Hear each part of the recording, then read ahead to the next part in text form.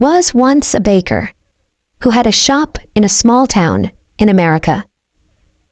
This baker was not a very kind man. He never gave his customers any more bread than necessary for their money, and he never smiled. But he was a very good baker. His bread was the softest bread that you could imagine. Sometimes customers paid for their bread and started eating it there in the shop. And his cakes, so yummies. His cakes were really delicious. People came to his shop from all over the town. When they walked down the street, they smelled the baker's wonderful bread and his delicious cakes, and they walked right into his shop. But not everyone came inside. Some people just stood outside the shop, smelling and looking in through the windows.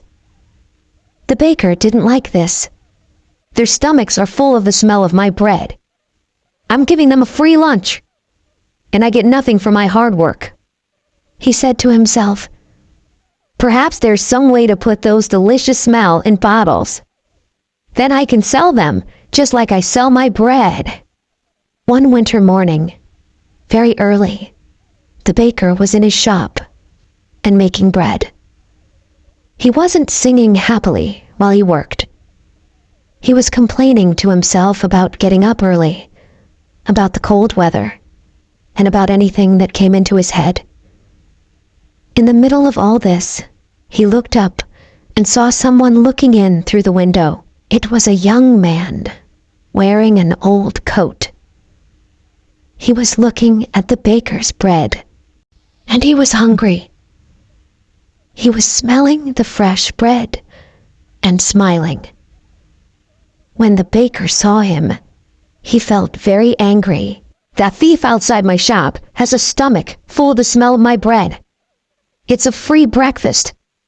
I get nothing for my hard work while he steals my smells. The man didn't move. He just stood there, closed his eyes, and smelt the fresh bread happily. The baker was really angry now. He walked across the shop, opened the door, and shouted at the man, "Pay me!" "Pay you for what?" asked the young man in great surprise. "For the smells that you've stolen," replied the baker. "But I've stolen nothing. I'm only smelling the air. Air is free," said the hungry young man. "It's not free when it's full of the smells from my shop," replied the baker. "Pay me now, or I'll call the police." When the young man didn't pay, the baker took him by the coat and pulled him through the snow to the judge's house. He knocked on the door. After a long time, the judge opened the door in his night clothes. He looked at the baker and the hungry young man standing outside in the street. It was 6 o'clock in the morning. What could be so important so early in the day? This man is a thief. He stole the smells from my shop, said the baker. The judge was surprised, but all he said was, "Come in and tell me your story, but first give me time to dress myself." He went back into the house. After a few minutes, he came back, and he took them inside. They all sat down together around a large table. "All right, tell me everything. Baker, you start," said the judge. He listened quietly. First, the baker told him all about the hungry man who stole all his smells. The judge went on listening. Then the young man told him that air was free and that any man could have as much as he wanted. When they finished telling their stories, the judge was silent for a few minutes. The baker started telling him again of how the other man took all his smells without paying. "Stop, be quiet. I've decided what we'll do," said the judge. "Young man, do you have any money?" The young man put his hand in his pocket and took out a few coins. He showed them to the judge and said, "Sir, this is all the money that I have in the world. Give those coins to me," said the judge. The young man put them into the judge's hand. "I've listened carefully to both your stories," began the judge. "It's true that the smells were coming out of the baker's shop, and these smells belong to the baker. And it's also true that this young man took those smells without paying for them. And so I say that the young man has to pay the baker for the smells that he took." The baker smiled, perhaps for the very first time in his life. He held out his hand at once for the money. But the judge didn't give him the coins. "Baker, listen and listen carefully," he said. He shook the coins in his hands, and they clinked together. "That can pay for the smells," he said to the baker. "Give me my coins, sir," said the baker, not smiling anymore. "No," said the judge. "I've decided that the sound of money is the best way to pay for the smell of bread." And with that, he gave the coins back to the poor young man and told him to go home. The baker's miserable character. The baker is portrayed as a very skilled but unkind man.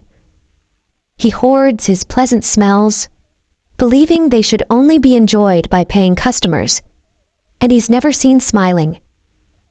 His obsession with profit and his resentment toward those who merely enjoy the scents from outside his shop drive the conflict in the story. The young man in the story is depicted as someone who appreciates life's simple pleasures, like the smell of fresh bread. He argues that air is free, and he hasn't stolen anything. He represents a more carefree and open-hearted approach to life. He argues that air is free. The judge's decision to use the sound of money to pay for the smell of bread is a clever twist. It emphasizes the idea that sometimes we become too possessive and lose sight of the intangible joys in life, like the sound of clinking coins. Moral lesson of the story conveys a moral lesson about greed, possessiveness, and the value of experiences. It highlights how we can become so fixated on material gain that we overlook the simple pleasures around us, which can be just as important. Overall, The Thief of Smell is a short and entertaining story that encourages readers to appreciate life's sensory experiences and consider the value of intangible moments of joy. Symbolism of smells. The story uses the sense of smell as a symbolic element. The baker's obsession with guarding his smells represents possessiveness and greed. Meanwhile, the hungry young man represents innocence and the ability to find joy in the small things in life. Ironically, the baker's obsession with profiting from his smells ends up causing him to lose money rather than gain it. His attempt to charge the young man for the smells ultimately backfires when the judge returns the coins to the young man. The judge in the story is portrayed as wise and fair. His decision to use the sound of money to pay for the smell of bread showcases his ability to see beyond material possessions and understand the intangible value of sensory experiences. The story has a light-hearted and humorous tone.